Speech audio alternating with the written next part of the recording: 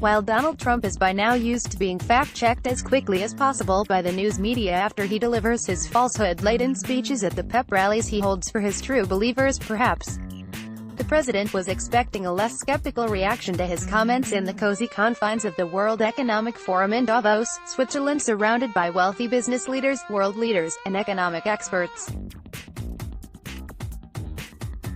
Trump began his speech in Davos by taking credit for everything short of the sun rising. Twitter.com/uphikesau, Aaron Rupert, a trooper, January 21, 2020. Yet shortly after Trump gave his somnambulistic speech bragging about his stewardship of the American economy at what amounts to the Super Bowl of international financial leaders, a Nobel Prize-winning economist, Joseph Stiglitz, was handing out a typed rebuttal fact-checking the president's boastful claims to any conference attendee who would take it.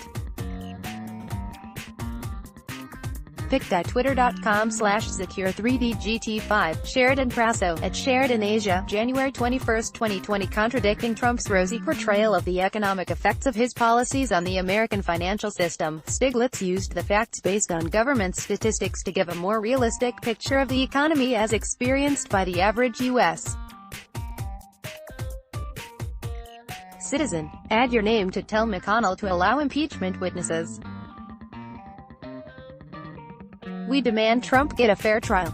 While the president bragged about the 2.6% increase in real median weekly earnings since he took office, Stiglitz pointed out the inconvenient reality that the median wage of a full-time male worker is still 3% less than what it was 40 years ago according to the Bureau of Labor Statistics.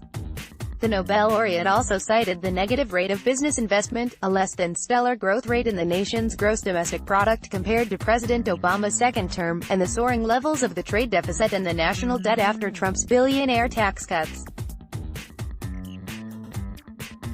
Stiglitz was even more critical of the effects of Trump's fiscal policies on income inequality, noting that for all of the president's talk of record low unemployment, 44% of U.S.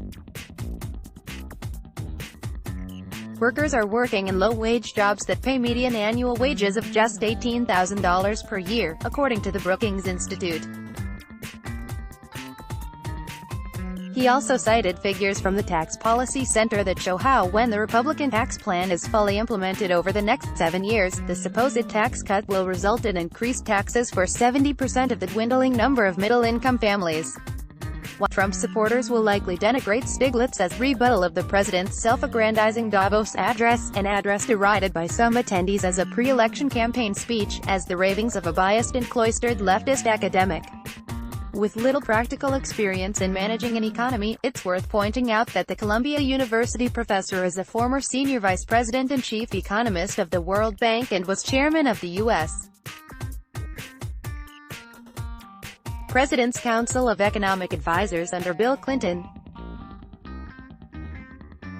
Stiglitz's rebuttal of Trump's speech wasn't the only negative reaction that the president received from attendees and observers at Davos.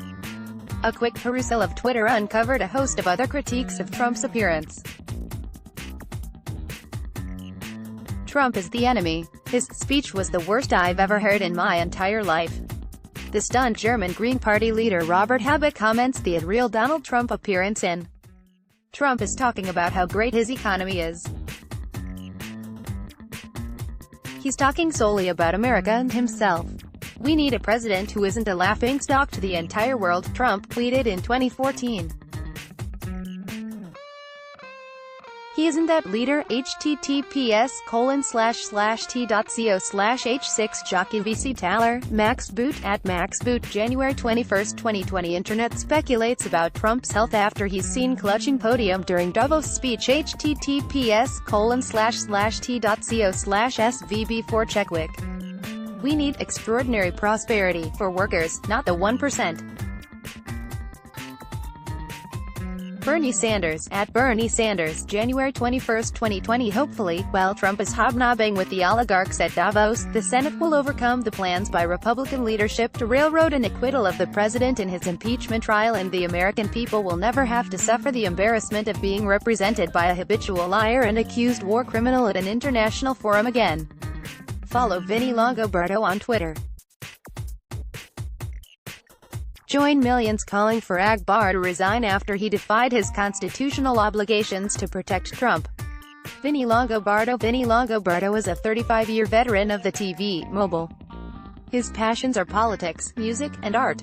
Let's block ads. Why?